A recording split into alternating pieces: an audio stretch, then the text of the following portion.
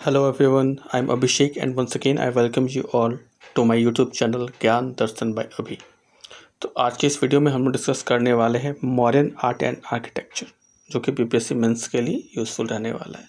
ठीक है, तो हम लोग इसका इंट्रोडक्शन देखते हैं। तो इंट्रोडक्शन पार्ट में हम लोग यहाँ पर देख सकते हैं कि the prosperous socio political and economic condition of modern empire led to the development of ancient Indian art form. ठीक है, यानी कि जो एक समृद्ध सामाजिक, आर्थिक और राजनीतिक परिस्थितियाँ जो मौर्य साम्राज्य की थी, उसने क्या किया, एक महत्वपूर्ण योगदान दिया अपना एक भारतीय प्राचीन कला को कहीं ना कहीं स्थापित करने में। ठीक है, क्योंकि जहाँ पे समाज हमारा डेवलप्ड होगा, आर्थिक रूप से सशक्त होगा, वहाँ पर क्या होगा, उनके पास जो और भी क्षेत्र हैं उनके बारे में सोचने के लिए पर्याप्त समय और संसाधन रहेंगे। ठीक है, तो कहीं ना कहीं मौर्य साम्राज्य की जो एक समृद्धि थी, उसने अपना महत्वपूर्ण योगदान दिया है जो मौर्य कला है उसकी स्थापना में। ठीक है, तो अब हम लोग देखते हैं इसका जो क्लासिफिकेशन है वो कैसे करेंगे हम लोग। तो classification of modern art and architecture. ठीक है, तो इसका जो क्लासिफिकेशन है वो हम दो पार्ट में कर सकते हैं। ठीक है, एक होगा स्टेट आर्ट और दूसरा होगा पॉपुलर आर्ट। तो स्टेट आर्ट में क्या क्या चीज़ें आ जाएंगी, यहाँ पे पैलेसेस आ जाएंगे, यानी कि महल हो जाएंगे, पिलर्स है, स्तंभ, स्तूपा है, इसके अलावा केव्स यानी गुफाएं हो जाएंगी, उसमें चैत्या भी है, बिहारा भी है। ठीक है, इसके अलावा पंच मार्क कॉइन्स है और साथ ही साथ जो लेक्स बनाए गए, ठीक है, वो भी। तो ये सब जो क्या होंगे वह आपके राजकीय जो कला है उसके अंदर आएंगे। ठीक है, इसके अलावा जो पॉपुलर आर्ट या जन कला जो है आपका, उसके अंदर आएंगे स्कल्पचर्स, पॉटरीज एंड टेराकोटा। ठीक है, तो हम लोग इस पेंटिंग से जुड़े हुए जो इसके जो साइलेंट फीचर्स या फिर जो महत्वपूर्ण जो फीचर्स हैं उसे हम लोग यहाँ पर डिस्कस करेंगे। ठीक है, एक एक करके। तो स्टार्ट करेंगे हम लोग पैलेसेस से। ठीक है, तो पैलेसेस क्या होता है, जो चंद्रगुप्त मौर्य का जो पाटलिपुत्रा में महल है, ठीक है, जिसके अवशेष मिले हैं, तो वह कहीं ना कहीं एक काफ़ी एक मार्वेलस एग्जाम्पल है आपका एक अच्छा पैलेस आर्ट का। ठीक है, यह जो पैलेस है आपका वह पत्थर और बेसिकली पत्थर और जो लकड़ी है उससे बना हुआ है। ठीक है,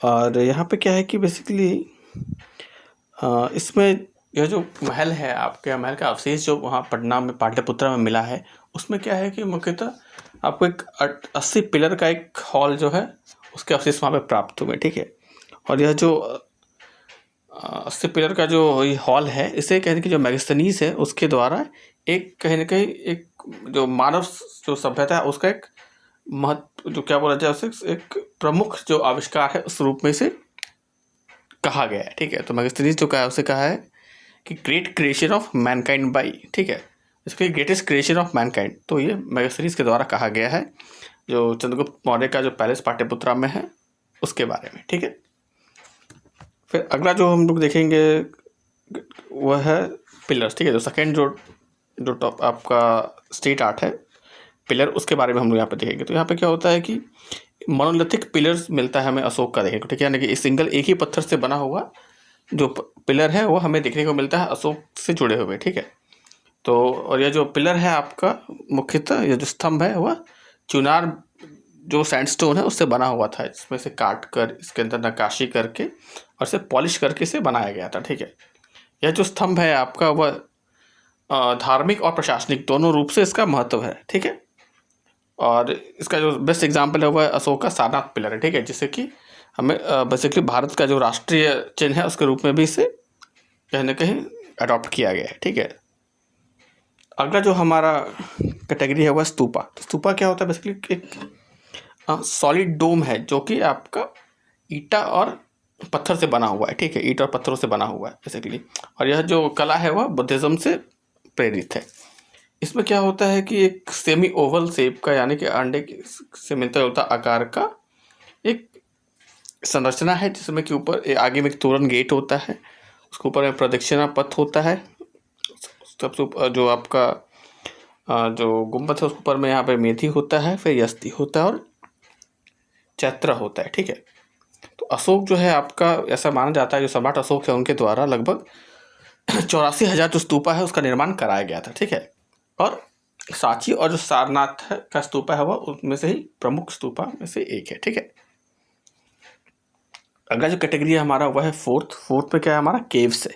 तो केव्स में क्या होता है कि ये जो केव्स में मेनली आपका जो भी आपके मॉन्क्स होते हैं, ठीक है, चाहे वो जैन धर्म से जुड़े हुए, बौद्ध धर्म से जुड़े हुए, या फिर आजीविका सेक्टर से जुड़े हुए, तो उससे जुड़े हुए जो भी मॉन्क होते थे उनके रहने के लिए जो जिस गुफा का इस्तेमाल किया जाता था उसे विहारा जो है वो कहा जाता था, ठीक है। इसके अलावा चैत्य जो है वह वैसा स्थान था जहाँ पे जो भिक्षु हैं वह प्रार्थना किया करते, ठीक है।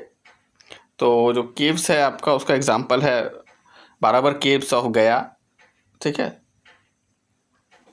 सतगरवा जो है आपका केव्स है, और नागार्जुनी जो केव्स है जहानाबाद का, यह सब जो केव्स है आपका यह कहीं ना कहीं एक बिहार का जो एक एग्जाम्पल है, ठीक है। तो नेक्स्ट पेज में हम लोग देखने वाले हैं popular art and relationship with Buddhism, ठीक है। तो पहले हमने स्टेट आर्ट देखा, अभी हम लोग यहाँ पे पॉपुलर आर्ट देखेंगे। उससे पहले हम लोग यहाँ ऊपर में देख सकते हैं कि हम लोग अपने आंसर राइटिंग में इस तरीके से जो भी मान लीजिए हम लोग टॉपिक डिस्कस करें उसका एक छोटा सा डायग्राम बनाते हैं तो काफ़ी यूज़फुल रहने वाला है। जैसे कि हमने यहाँ पे मॉडर्न जो पिलर है उसका हमने यहाँ पे डायग्राम बनाया, तो रफली उसका एक स्ट्रक्चर से ड्रॉ कर दिया है, और जो इसके इंपॉर्टेंट पार्ट्स है उसे हमने यहाँ पे हाईलाइट किया है। तो इससे क्या होगा कि जो एग्जामिनर है उसके लिए चीज़ों को समझ पाना थोड़ा सा आसान होगा, तो आपके लिए वह करिए हेल्पफुल रहने वाला है मार्क्स स्कोर करने में, ठीक है। सिमिलरली यहाँ पे सांची स्तूपा है उसका भी एक रफली स्ट्रक्चर ड्रॉ किया हुआ है, ठीक है।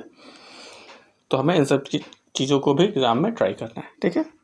नेक्स्ट जो हमारा कैटेगरी हुआ है पॉपुलर आर्ट, ठीक है। तो पॉपुलर आर्ट में हम लोग क्या क्या चीज़ देखते हैं, तो पहला होगा स्कल्पचर, सेकेंड होगा टेराकोटा एंड थर्ड होगा पॉटरीज। तो स्कल्पचर्स में क्या होता है हमें देखने को मिलता है बेसिकली हिंदू, जैन और बौद्ध तीनों धर्म से जुड़े हुए जो स्कल्पचर्स है वो हमें देखने को मिलते हैं मॉडर्न आर्ट में, ठीक है।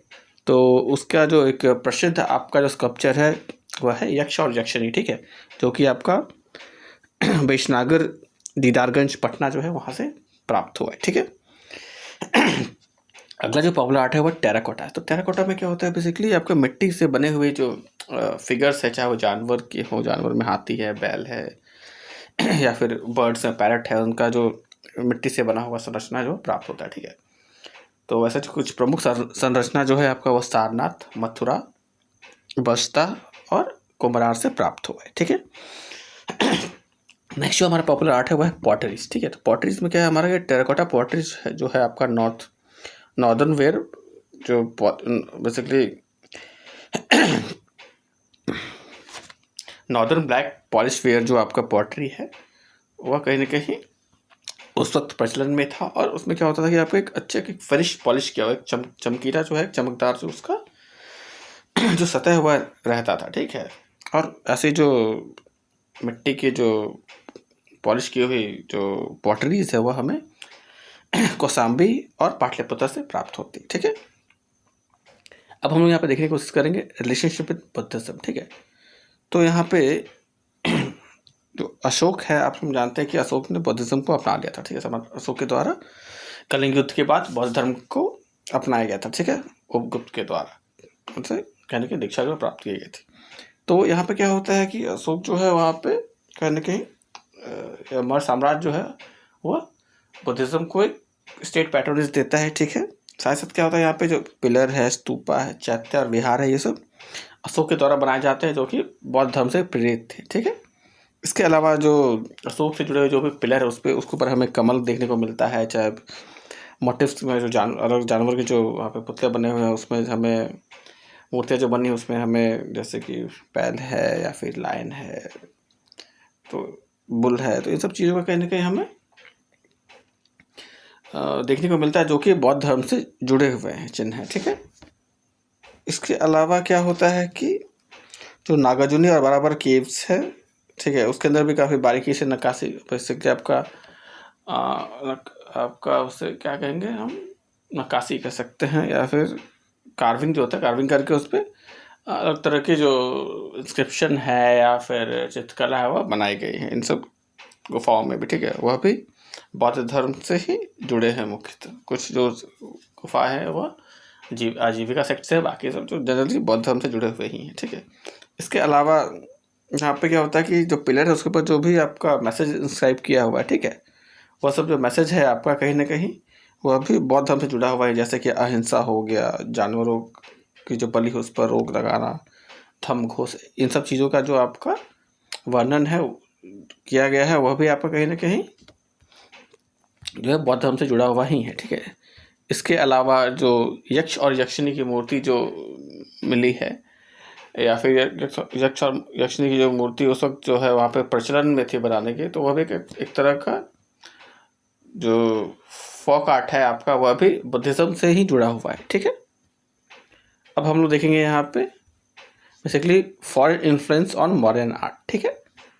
तो foreign influence on modern art में हम लोग देखेंगे पहले कि बेसिकली क्या क्या जो चीज़ें हैं वह कही गई हैं मॉडर्न आर्ट के बारे में, ठीक है, या फिर क्या क्या उनके ऊपर एलिगेशन से ब्लेम लगाया गया है कि वो नेटिव आर्ट ना होकर एक फॉरेन आर्ट से इन्फ्लुएंस्ड आर्ट है, ठीक है। तो यहाँ पे जो वेस्टर्न स्कॉलर्स है जैसे कि जॉन मार्शल है या फिर और भी जो स्कॉलर्स है उनके द्वारा ऐसा कहा गया है कि जो इंडियन जो आपको मॉडर्न आर्ट है वो कहीं कहीं ईरानियन आर्ट से इन्फ्लुएंस है, क्योंकि यहाँ पे जो पिलर के ऊपर जो पॉलिशिंग का जो आपका स्टाइल है, या फिर जो बेल शेप है आपका पिलर का, या फिर एनिमल का जो फिगर बनाया जा रहा है आप दर्शाया गया है आपका पिलर के ऊपर में, यह सब जो कला है वो पहले से ईरान में मौजूद थी, कहीं ऐसा इन जो फॉरेन आपके स्कॉलर्स इनका मानना है, ठीक है। इसके अलावा मॉडर्न स्कल्पचर्स है, स्पेशली यक्ष और यक्षिणी है, वह भी जो ग्रीक से जुड़े हुए हॉलिस्टियन आर्ट है उससे प्रेरित है कहीं ना कहीं, ऐसा इनका कहना था, ठीक है। इसके अलावा अगला जो पॉइंट उसमें कहा गया कि जो चंद्रगुप्त मौर्य का पैलेस जो कि पटना में मिला था, अवशेष मिले जिसके, वह कहेंगे जो पर्शिया में आपका पैलेस था उससे प्रेरित है कहीं ना कहीं, ठीक है।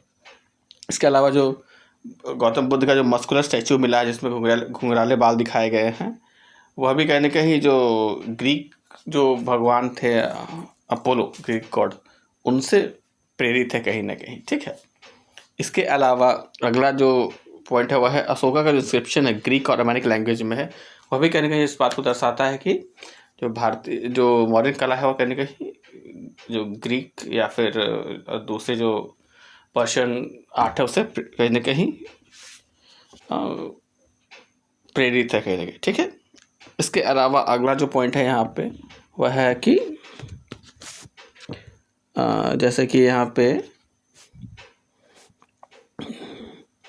आपका नेक्स्ट पॉइंट है यहाँ पे स्ट्रॉन्ग फॉरेन रिलेशन। तो क्योंकि इनका मानना है कि क्योंकि उस वक्त मौर्य साम्राज्य के जो ग्रीक है उनसे काफ़ी अच्छे फॉरेन रिलेशंस थे, तो उनका मानना था कि इस वजह से भी यहाँ पर जो मौर्य कला है वह वहाँ से प्रभावित हो सकता है, ठीक है। इसके अलावा अगला जो पॉइंट है वह है कि जो आपका जो पिलर के ऊपर, स्तंभों के ऊपर जो आपका प्रोक्लेमेशन यानी फिर आदेश है या फिर घोषणा है जो उसे वर्णित किया जाता है, या कहीं ना कहीं जो आपका आर्किमिडीज का जो आपका पिलर का जो सिस्टम है उससे इसे कॉपी किया गया, ऐसा इनका मानना है, ठीक है। इसके अलावा आपका जो आर्मेनिक और खरोष्टी जो लिपि है उसका इस्तेमाल किया गया है अशोक के कुछ शिलालेख जो कि आपके सब अफगानिस्तान पाकिस्तान के चित्रों में जो पाए जाते हैं, ठीक है। तो यह भी इनका मानना है कि यह भी एक कहीं ना कहीं कारण हो सकता है कि जो फॉरेन इन्फ्लुएंस है वह हमारे आर्ट पे हमें देखने को मिलता है, ठीक है। इसके अलावा तो हम लोग देख सकते हैं कुछ जो पॉइंटर्स है जो कि पॉइंट आउट किए गए हैं अलग अलग स्कॉलर्स के द्वारा हमारे आर्ट से जुड़े हुए, लेकिन हम लोग यह भी कह सकते हैं कि उसे अलग इसलिए है क्योंकि मान लीजिए जैसे कि जो कुम्हरार में हॉल है मिला है आपका, उस हॉल के ऊपर में जो एबकस है या फिर जो जानवर का जो आपका एक स्टेचू है वह हमें देखने को नहीं मिलता, जबकि वह दूसरे जो ग्रीक या पर्शियन जो पिलर्स है उसमें पिलर आर्ट है उसमें यह देखने को मिलता है, ठीक है। इसके अलावा जो मॉडर्न पिलर है उस पर इन्वर्टेड जो कमल है आपको वो ऊपर में देखने को मिलता है, जबकि जो ग्रीक जो आर्किटेक्चर उसमें जो पिलर होता है उसमें लोटस का जो पार्ट होता है वो कहीं ना कहीं नीचे की ओर हमें देखने को मिलता है, ठीक है। इसके अलावा जो एबेकस जो है वह अलग से यहाँ पे कार्व किया जाता है, ठीक है। जो पर्शियन आपका बेसिकली हाँ, तो यहाँ पे जैसे जो पिलर के ऊपर में जो अलग से जो जानवर को जो एक नक्काशी किया गया है, ठीक है, तो जानवर जो चित्र जो वहाँ पर बनाया गया है उसे कोई पत्थर से ही, तो कहीं ना कहीं इस तरह का जो चित्र है वह पर्शियन आर्ट में देखने को नहीं मिलता हमें। तो हम यह कह सकते हैं कि कहीं ना कहीं कुछ थोड़ा बहुत प्रभाव जो है वह जरूर कहीं ना कहीं रहा है आपका जो फॉरेन आर्ट है आपका उसका मॉडर्न आर्ट पे, बट मुख्यतः यह जो आर्ट है वह नेटिव ही है। जैसे कि आपका स्तूपा हो गया या फिर स्कल्पचर्स क्रिएशन हो गया, इन सब चीज़ों में किसी तरह का कोई भी आपका बाहरी जो प्रभाव है वह नहीं है, ठीक है। तो हम लोग कह सकते हैं कि जो मॉडर्न आर्ट है वह कहने के एक नेटिव डेवलप्ड एक इंडियन एंशिएंट आर्ट है, जिसका कोई खास जो प्रभाव है वो भारतीय बाहरी कला का नहीं रहा है इसके ऊपर। एक नेटिव और एक यूनिक आर्ट है जो कि इंडिया में ही डेवलप्ड हुआ नेटिवली, ठीक है। उसके बाद हम लोग देखते हैं यहाँ पे influence of modern art in Bihar. तो बिहार पे मौर्य कला का क्या बेसिकली प्रभाव पड़ता है, ठीक है। तो हम लोग देखते हैं कि यहाँ पे the art tradition began in Bihar with modern period, ठीक है, which later standard during the Gupta and Pala period. यानी कि बिहार में जो आपका जो कला है वह कहीं ना कहीं जो मौर्य साम्राज्य है उसके अंदर ही यह इसकी शुरुआत होती है, और ये आगे चलकर गुप्ता और पाल साम्राज्य के समय में कहीं ना कहीं ये और मजबूत होती है धीरे करके, ठीक है।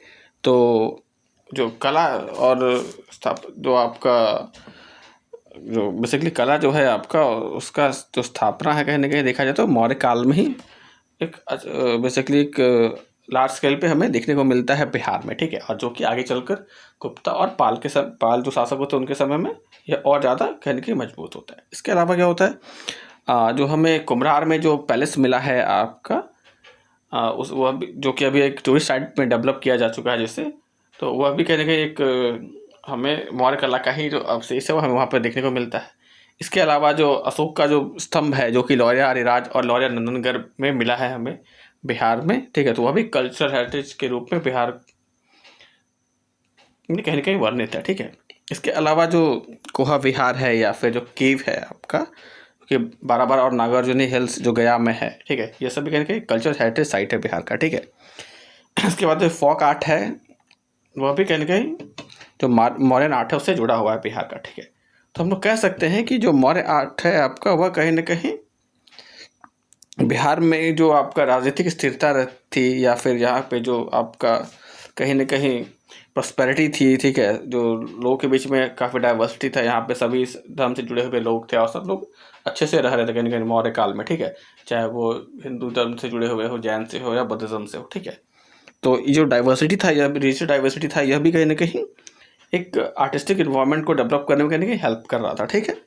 इसके अलावा क्या होता है कि जो वर्ल्ड वाइड आपका एक इंडियन यूनिक जो आपका आर्टिस्टिक जो आपका नेचर है बेसिकली इंडियन आर्ट का, वह भी कहीं ना कहीं आपका बिहार और पूरे भारत में यह बेसिकली ये प्रस्तुत करता है, ठीक है, मौर्य कला जो है, ठीक है। तो यहाँ पे हमारा जो मॉडर्न आर्ट का टॉपिक है वो यहाँ पे समाप्त होता है।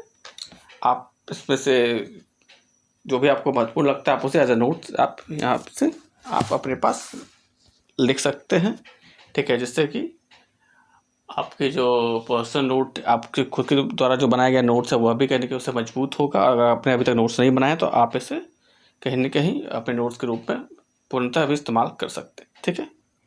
तो thanks for watching my YouTube video. अगर आपको वीडियो इन्फॉर्मेटिव लगा तो आप इसे लाइक कर सकते हैं, और अगर आप कंटेंट को यूज़फुल पाते हैं तो आप इस चैनल को सब्सक्राइब भी कर सकते हैं। तो thanks for watching my YouTube video. Thank you.